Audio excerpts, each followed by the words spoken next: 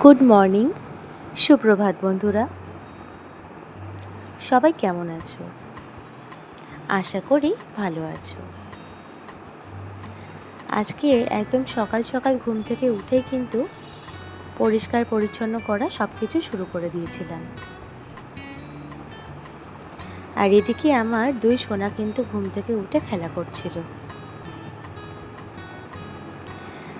আজকে আমার শাশুড়ি মায়ের অপারেশন হওয়ার কথা। আমাদের অ্যাকোয়াগার্ডটা হঠাৎ করে খারাপ হয়ে যাওয়াতে সেই জন্য খাবার জল ধরে রাখছিলাম ডাইরেক্ট কল থেকে। আর একদম প্রয়োজনীয় কিছু জিনিসপত্র সেগুলো ট্রলি থেকে ঠিকঠাক করে খুঁজে নিয়ে বের করে হাতের সামনে রেখে দিচ্ছিলাম। আর এদিকে আয়নাটা ভালো করে মুছে পরিষ্কার করে নিলাম। আর তারপরে ফ্রিজটা ভালো করে পরিষ্কার করে মুছে নিয়েছিলাম। আর প্রয়োজনীয় জিনিসপত্রগুলো ফ্রিজের মধ্যে ভরে রেখেছিলাম। আর এদিকে আমার মিষ্টি সোনা কিন্তু আমার গুল্লু সোনাকে সামলাচ্ছিল। তারপরে মশারি তুলে আমার গুল্লু সোনার যত খেলনা সব খাটের মধ্যে ছিল সব সরিয়ে নিয়ে তারপরে বেড কভারটা চেঞ্জ করে নিয়েছিলাম। আর আমার গুল্লু সোনা কিন্তু first to last bed cover change করা অবধি খাটেই ছিল। কেমন করে বাচ্চাকে খাটের মধ্যে রেখেই বেড কভার চেঞ্জ করতে হয় তোমরা দেখে নাও। আর এদিকে আমার মিষ্টি সোনাকে আমি আমাদের গাছের পাকা পেঁপে খাইয়ে দিচ্ছিলাম। এই পাকা পেঁপেটি নিচের ঘরের বড় মা আমাকে এসে দিয়ে গেছে। আমাদের বড় মা কিন্তু আমাদের পাশের জায়গাতে বেশ অনেকগুলি গাছ লাগিয়েছে, ফলের গাছ, শাকসবজির গাছ, ফুলের গাছ। তারপরে বেড কভার পাততে পাততে মিষ্টিকে নামিয়ে দিয়েছিলাম। আর হাফ বেড কভার পেতে নিয়ে আমার গুল্লু সোনাকে আবার যেদিকে বেড কভার পাতা হয়ে গিয়েছিল সেদিকে অয়েল ক্লথ পেতে তার উপর শুয়ে দিয়েছিলাম। আর ঠিক তারপরেই বাদবাকি যেটুকুনি পার্টে বেড কভার পাতা হয়নি সেটুকুনি আবার পেতে নিয়েছিলাম। ব্যাস, আমার গুল্লু সোনা এদিকে শুয়েছিল। তারপরে খাইয়ে দাইয়ে গুল্লুকে ঘুম পাড়িয়ে দিয়েছিলাম। তারপরে আমাদের স্নানের পরে যে সমস্ত জামা কাপড়গুলো পরা হবে সেগুলো খাটের ওপর রেডি করে রেখে আমি চলে এসেছিলাম আমাদের ডাইনিং রুমটা ঝাড় দেওয়ার জন্য। কারণ দুটো বাচ্চাকে একা একা রেখে একবারে কিন্তু কোনো কাজ ফুল কমপ্লিট করা হয়ে ওঠে না। দেখছো সারা বাড়িতে আমি 7-10 দিন না থাকার কারণে কি পরিমাণ আবার ধুলো জমা হয়েছে। আসলে মাঝখানে ঝড় বৃষ্টি হয়েছে, তার উপর একদম রাস্তার পাড়ে বাড়ি, তো সেই জন্য। তারপরে ঝাড় দেওয়া হয়ে গেলে আমি আর মিষ্টি সোনা স্নান করে নিয়েছিলাম। স্নান করে মিষ্টি সোনাকে ফ্রেশ করিয়ে দিয়েছিলাম। আর তারপরে আমি ফ্রেশ হয়ে নিচ্ছিলাম। স্নান করার পরে ভুরুতে হালকা করে একটু কাজল, ছোট্ট করে একটা টিপ পরলেই ব্যাস হয়ে গেল। তারপরে আমার মিষ্টি সোনা ক্রিম বিস্কুট খাচ্ছিল আর মিষ্টি সোনাকে চুল আঁচড়ে দিয়েছিলাম। আর এই হচ্ছে আমাদের নিচের ঘরের বড় মা। বড় মা গুল্লু সোনাকে রেখেছিল, সেই জন্য আমি উপরে চলে এসেছিলাম ঠাকুরের বাসন মাজার জন্য। ঠাকুরের বাসনটা প্রথমে মেজে নেব, কিন্তু মাজার আগে আমি সবকটা বাসনের মধ্যে মাখিয়ে নিয়েছিলাম তেঁতুল। কারণ তেঁতুল মাখিয়ে নিলে তারপরে যদি স্কচ ব্রাইট দিয়ে মাজা হয় তাহলে কিন্তু যে কোনো পিতলের বাসন বলো বা কাঁসার বাসনই বলো ভীষণ সুন্দর একদম চকচকে হয়ে যায় আর একদম নতুনের মতন হয়ে যায়। ছাদে ভীষণ রোদ ছিল। তারপরে ঠাকুরের জল ভরে নিয়ে গাছের থেকে ঠাকুরের জন্য ফুল আর বেলপাতা নিয়ে আমি চলে এসেছিলাম নিচে পুজো করার জন্য। আর আমাদের বড় মাও কিন্তু নিচে যে সমস্ত ফুল গাছে ফুল ফোটে সেই সমস্ত ফুল নিজের জন্য যেমন পুজোর জন্য কাজে লাগায়, সেরকমভাবে আমাদের ঘরের জন্য কিন্তু দিয়ে যায়।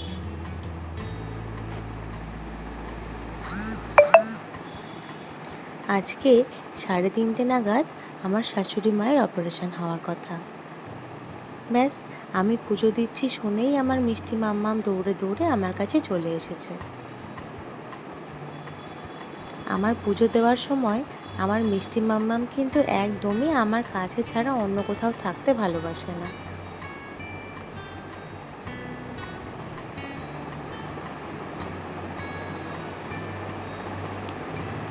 আজকে সেই জন্য একদম সকাল সকাল ঘুম থেকে উঠেই কিন্তু আমার বাড়ির লোকেরা চলে গিয়েছিল নার্সিংহোমে। আর মিষ্টি সোনা আর গুল্লু সোনার জেঠুও কিন্তু সকাল সকাল সেখানে পৌঁছে গিয়েছিল।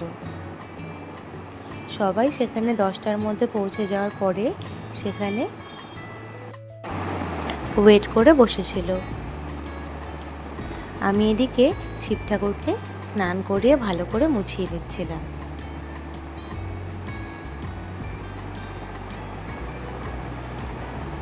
তারপরে মা লক্ষ্মীর ঘর, জলশঙ্খ সব কিছু দেওয়া হয়ে গেলে ঠাকুরের কাছে ফুল দিয়ে দিয়েছিলাম।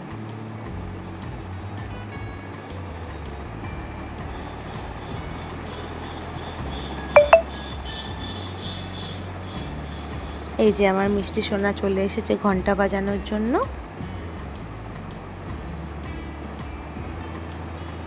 ব্যাস আমার তাহলে পুজো করা কমপ্লিট। তারপরে গুল্লো সোনাকে খাইয়ে ঘুম পাড়িয়ে দিয়ে আমি আর মিষ্টি মাম্মাম খেয়ে নিয়েছিলাম গরম গরম মাছ ভাজা আর বেগুন ভাজা দিয়ে ভাত।